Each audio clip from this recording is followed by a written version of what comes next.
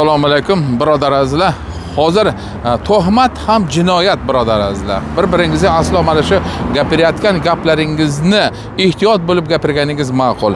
Mana birodarlar, mana shu avtomobillar keladi ba'zida bir benzini ko'p yeyapti deb bir kishi ko'p haddan tashqari ko'p iste'mol qilyapti dedilar. Aytganlarda men aytdimki, to'xtang. Nimadaki shunaqa bo'lib qoldi? U har qanday kishi bunday savolni beradi. Aytsa, injektor qo'ygandan keyin injektor qarasam, injektor juda ham chiroyli, injektor ishlashlari yaxshi. Olib, albatta uni stanovda qo'yib tekshirdik. Hamma joyi zo'r. Mumkin, "Oka" dedim, "Akaxon" dedim, "Siz qayerdan bildingiz buni injektor ko'p yeyotganini?" dedim. Desam, aytayaptilarki, "Meni mo'ljalimda, meni fikrim bo'yicha." Qanaqa fikrim? Endi bu fikrga telib bo'lmaydi. Bu qo'yib bergan odam albatta meni qarindoshim emas yoki bu kishi ham qarindosh emas. Bir gapirayotgan gapni albatta o'ylab keyin gapirish kerak.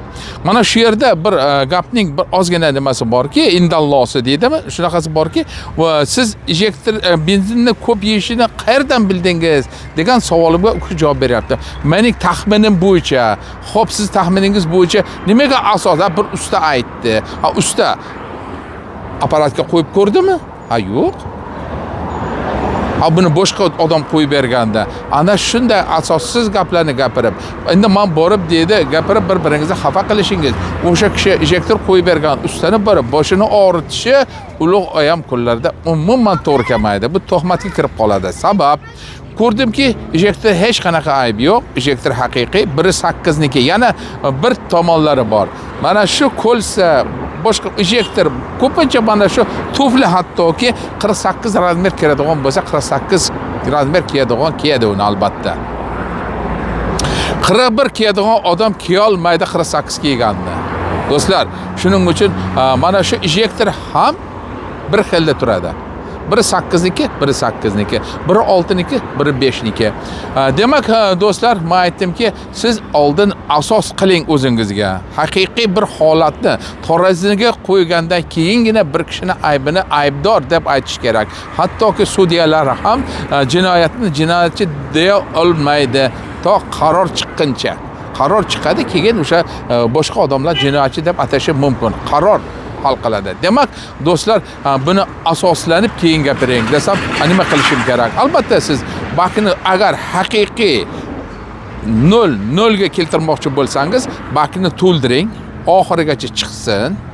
To'lib bak, to'lsin, oxirigacha qo'ying. Nechta qo'yishingizda qat'iy nazar. Keyin o'sha 100 kilometrmi, 200 kilometrni yurgandan keyin siz yana qaytadan benzin quying va to'lguncha qancha benzin ketadi? Bu aniq bo'ladi birodar azizlar. Ko'plar mana shu haligi nimaga datchikka qarashadi, boshqa bu adashtiradi albatta. Taxminiy holatda aslo bir kishini aybdor deb hisoblamang.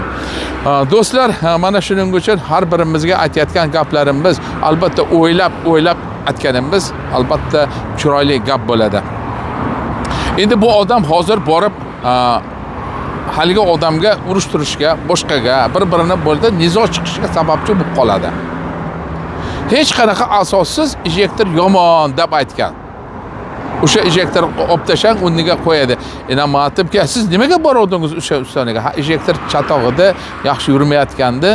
Keyin o'sha borsam, injektor almashtirib berdi, mashina yaxshi bo'ldi, deyaptilar. Demak, 1.8 motorga 1.8 injektor qo'yilishi, palonchining nomiga, pistonchining nomiga, mana Mercedesga, mana Jigoliga deb ishlab chiqarilmaydi. Injektorning chastotalari to'g'ri kelsa va chiqarayotgan yonilg'i miqdori to'g'ri kelsa, albatta o'sha injektor qo'yilaveradi. Biri 5 ga alohida yo biri 4 ga alohida bo'ladi. Har birini o'zini me'yori va miqdori bor albatta. Mana bu yerda hozir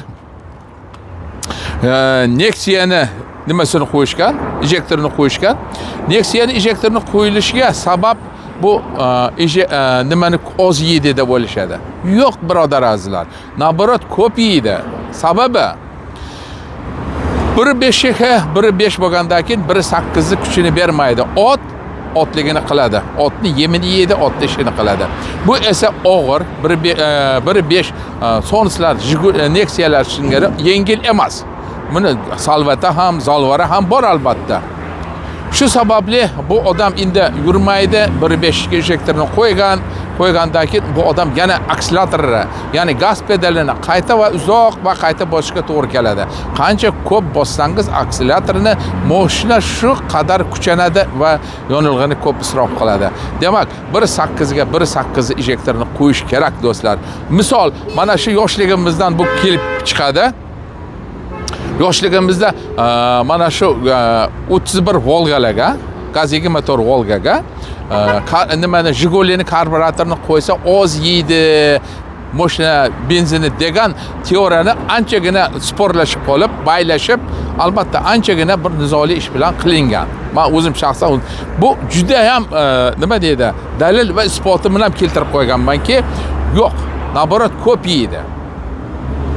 24 Volga bilan Jigulini albatta farqi osmon bilan yercha albatta. Shuning uchun do'stlar, har bir gapirayotgan gapimizni usta bo'lgandan keyin o'ylab gapirishimiz kerak. Arzimagan bir narsa bilan o'rtada tuhmat bo'ladi va nizo bo'ladi. Shuning uchun shu qo'ygan injektorni albatta u magazindan olib chiqqan usta, olib chiqilgan magazindan keyin anchagina bir bilan qaytarib ol deydi, qaytarib olmaydi u. Sabab endi injektor u qo'yilganda benzinga pishilgan. Yana bundan qayta yana bitta tomoni u mashinani egasi ham yana qayta ovora sarson bo'ladi. Yana qaytadan injektor qo'yishga majbur, yana qaytadan ustaxonaga yurishga majbur bo'ladi. Birinchidan o'sha ozginagina yolg'on gapirilgan tuhmat gap bilan anchagina odamlarning ovora bo'lishiga sababchi bo'lib qolasiz. Demak, tuhmat qilmang, tuhmat bu jinoyatdir. Do'stlarim, o'ylab gapiring. Demak do'stlar, bir-birimizga aslo xafa qilmaslik, ovora qilmaslik, bir-birimizga o'sha tuhmat gaplarni uyushtirmaslik uchun ayniqsa ustalar hushyor bo'lish kerak. Siz ustasiz, siz ya'ni qozisiz, siz hukm chiqaryapsiz. Yaxshi yoki yomon deb ikki tomonda ovora bo'lib, ovora sarson bo'lib qoladigan albatta mijozlar bo'ladi. Albatta mijozlar aqli yetgani yetadi, yetmaganisi yo'q. Siz yaxshi dedingiz, yaxshi deydi, yomon desangiz yomon deydi. Demak do'stlarim, har bir qilayotgan va qilmoqchi bo'lgan ishlaringizni oqibatini o'ylasangiz yaxshi bo'lardi. Bilmagan holatda bir-birimizga tuhmat qilib qo'yishimiz yoki ovora sarson qilib qo'yishimiz hech gap emas. Rahmat, sog' bo'ling, salomat bo'ling.